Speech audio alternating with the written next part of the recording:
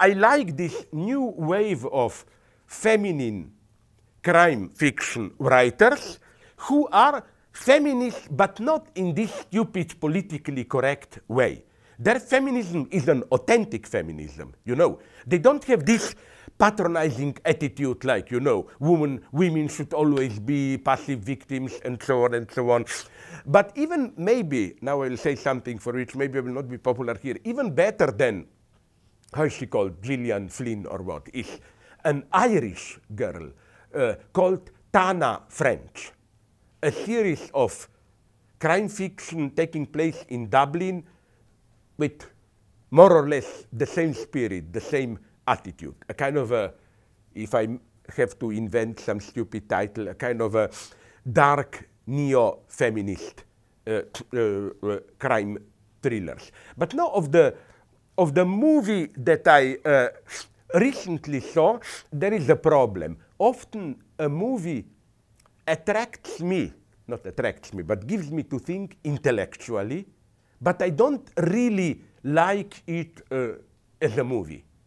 For example, the one, Her, with Joachim Venn, you know, in the film at the end, he is the hero together with a girl, I think she's called Amy, but they are both abandoned by their machines.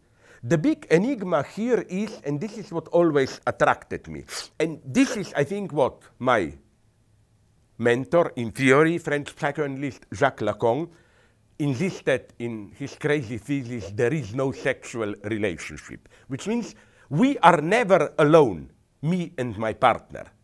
There has to be a third element, a fantasy scene, an intruder. It's only through that mediation of a third element here in Her, their operating systems, that sex functions. And then I started to think about other variations of this.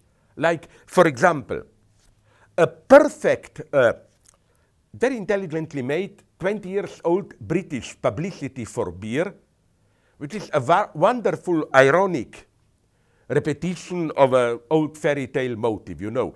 A young girl walks by a stream, sees a frog, and of course, that's what you do in fairy tales. She picks up and kisses the frog, and the frog turns into a prince, charming young man. But then the publicity goes on. The charming young man looks at her, kisses her, and she turns into a can of beer, you know.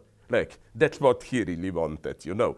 And then I found here, in the States, a similar but inverted version. Some pretty disgusting, incidentally. Publicity for Taco Bell, publicity for something called Quesarito, which is quesadilla and burrito, combination of the two. And it's presented in such an obscene way that if you combine the two, it's really like a penis enwrapped by a vagina. But how is the publicity spot done here? A young guy and a girl sit during lunch break at a table. One has quesadilla, the other burrito, and they look at each other, and then you see each person's dream. Boy looks at her and imagines the future. They start to talk, they get married, have children. Then she looks at him, approaches him in her dream, and takes his piece of burrito or whatever, wraps him up so that she gets a kind of a bisexual completing, and just makes a sign and he disappears, you know.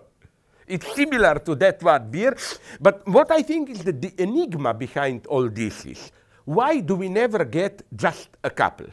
Why it always has to be some intruder?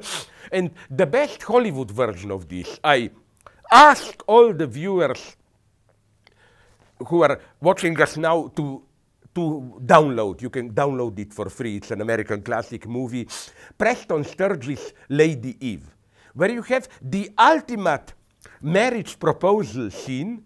You have Henry Fonda and Barbara Stanwyck, and a horse standing behind them, and the horse's head is always intruding, and so on and so on. That's the mystery of sex. It's never two. You always need something, an imagined gaze, an element intruding, and so on and so on.